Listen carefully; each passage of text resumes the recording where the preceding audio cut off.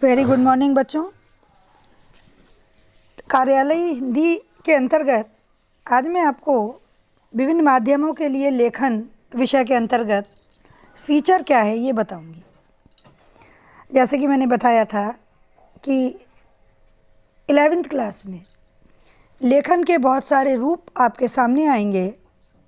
हम लोग हमेशा से इन चीज़ों को पढ़ते आए हैं, लेकिन हमें ये मालूम नहीं रहा है कि ये एक्चुअल में है क्या। कहते हैं कि हमने पूरा पेपर पढ़ा, पूरा न्यूज़पेपर पढ़ा, अखबार पढ़ा और उसमें सारे में न्यूज़ पढ़े, तो हमको लगता है कुल मिलाकर ये जो भी कुछ है समाचार है, ये खबर है। पर इनको कैटेगराइज किया जब जाता है तो ये सब चीज़ें अलग अलग तरह की चीज़ें होती हैं।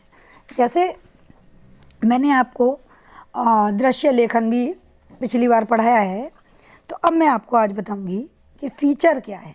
ठीक है, समकालीन घटना या किसी भी क्षेत्र विशेष की विशिष्ट जानकारी के सचित्र तथा मोहक विवरण को फीचर कहा जाता है। इनमें तथ्यों को मनोरंजक ढंग से प्रस्तुत किया जाता है। इसके संवादों में गहराई होती है। ये सुव्यवस्थित, सृजनात्मक व आत्मनिष्ठ लेखन है, जिसका उद्देश्य पाठकों को सूचना देने तथा उन्हें शिक्षित करने के साथ मुख्य रूप से उनका मनोरंजन करना होता है। फीचर में विस्तार की अपेक्षा होती है। इसकी अपनी एक अलग शैली होती है। एक विषय पर लिखा गया फीचर प्रस्तुति विविधता के कारण अलग अंदाज प्रस्तुत करता है। इसमें भूत, वर्तमान तथा भविष्य का समावेश हो सकता है। इसमें तथ्य, कथन व कल्पना का उपयोग किया जा सकता है। फीचर में आंकड़े, फोटो, कार्टून, चार्ट, नक्शे आदि का उपयोग उसे रोचक बना देता है। फीचर व समाचार में अंतर, ये बहुत बड़ा बेटा प्रश्न है कि समाचार और फीचर, इसमें दोनों में क्या डिफरेंस है। तो देखते हैं। फीचर में लेखक के पास अपनी राय या दृष्टिकोण और भावनाएं जाहिर करने का अवसर होता है, जबकि समाचार लेखन में वस्तुनिष्ठता और तथ्यों की शुद्धता पर जोर दिया जाता है। फीचर लेखन में उल्टा परामर्श शैली का प्रयोग नहीं होता। इसकी शैली कथात्मक होती है।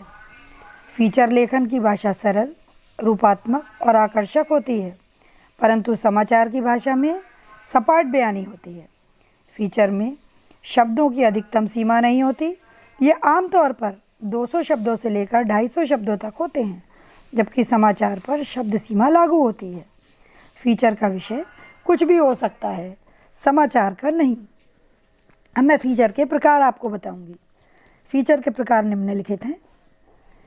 फीचर समाचार फीचर हो सकता है, घटनापरक फीचर, व्यक्तिपरक फीचर, लोकाभिरुचि फीचर, सांस्कृतिक फीचर, साहित्यिक फीचर, विश्लेषण फीचर, विज्ञान फीचर। फीचर लेखन संबंधी कुछ मुख्य बातें हैं जो मैं आपको बताऊंगी। फीचर को सजीव बनाने के लिए उनमें उस वस्तु से जुड़े लोगों की मौजूदगी जरूरी होती है। फीचर के कथन को पात्रों के माध्यम से बताना चाहिए। कहानी को बताने का अंदाज ऐसा हो कि पाठक ये महसूस कर सके कि वो घटनाओं को खुद देख या सुन रहे हैं। फीचर मनोरंजक और सृजनात्मक होना चाहिए। फीचर शोध रिपोर्ट नहीं है। इसे किसी बैठक या सभा के कार्रवाई विवरण की तरह नहीं लिखा जाना चाहिए। फीचर का कोई ना कोई उद्देश्य होना चाहिए। उस उद्देश्य के इर्द गिर्द सभी प्रासंगिक सूचनाएं, तथ्य और विचार गुथे हुए होने चाहिए। फीचर तथ्यों, सूचना और विचारों पर आधारित कथात्मक विवरण और विश्लेषण होता है। फीचर लेखन का कोई निश्चित ढांचा या फार्मूला नहीं होता। इसे कहीं से भी, अर्थात प्रारंभ, मध्य या अंत से शुरू किया जा सकता है। फीचर का हर पैराग्राफ अपने पहले पैराग्राफ से सहज तरीके से जुड़ा होना चाहिए तथा उनमें प्रारंभ से अंत तक प्रवाह व गति रहनी चाहिए।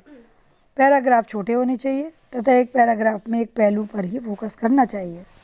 अब मैं आपको एक छोटा सा फीचर पढ़ करके सुनाऊंगी, जिसका उदाहरण स्वरूप आप यूज़ करिए। आदत बदलिए विषय पर जैसे 150 शब्द का फीचर है, वो कैसे लिखा जाएगा देखें।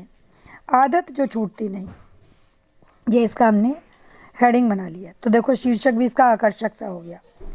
अब हमने फीचर लिखा कि बार बार एक ही शब्द दोहराने की आदत आपको मुश्किल में भी डाल सकती है। खुद पर विश्वास और दृढ़ निश्चय हो तो आप इससे छुटकारा पाने में सफल हो सकते हैं।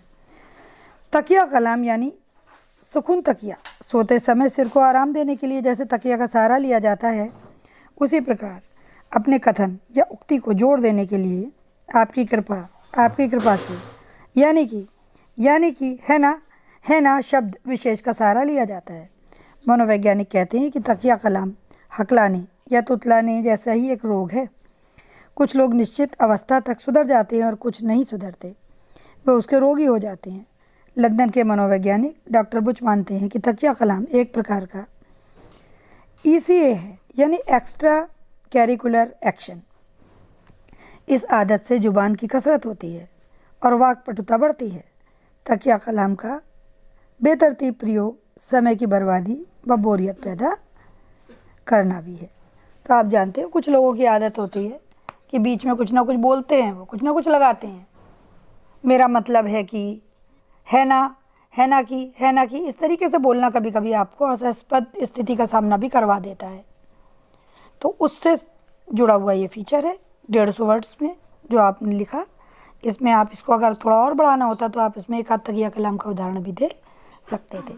तो इस तरह से कोई भी विषय है तो उस पर थोड़ी सी गंभीरता के साथ इस तरीके से लिखना फीचर कहलाता है। मैं आपको 1-2 टॉपिक दूंगी जिस पर आप फीचर लिखेंगे, जैसे कि है बिना प्यास भी पानी पिएं, या अच्छे काम पर बच्चों को करें अप्रिशिएट, या दृढ़ निश्चय से निजात। तो इस तरीके से आप कर सकते हैं फीचर। अब जैसे मैंने आपको एक फीचर दिया है कि आदत जो छूटती नहीं, अब उसके आगे आप लिख सकते हैं दृढ़ निश्चय से निजात। इस आदत को खुद से दूर करने के लिए आप में दृढ़ निश्चय का भाव होना बेहद ज़रूरी है। सबसे पहले अपने संवाद को तोलें कि आप कब किन परिस्थितियों में तकिया कलाम का प्रयोग करते हैं। स्थितियाँ चिन्हित कर लेने के बाद आपको तकिया कलाम से बचना है। साथ ही कम बोलो सार्थक बोलो के नियम का अनुसरण भी करना होगा। धीरे धीरे जब आम बोलचाल में आप तकिया कलाम का इस्तेमाल थोड़ा कम करेंगे, उसमें कोताही बरतेंगे, तो खुद ब खुद आपकी आदत बदल जाएगी। लेकिन सकारात्मक परिणामों के लिए आपका दृढ़ निश्चय होना बेहद ज़रूरी है। कोशिश करें, ये इतना मुश्किल भी नहीं है जितना आप समझ रहे हैं।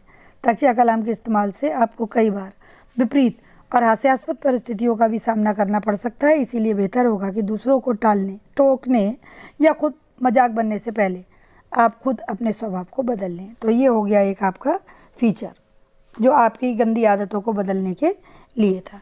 तो इसी प्रकार आप अन्य टॉपिकों पर भी इस तरह के फीचर लिखें और इससे अपना अभ्यास करें।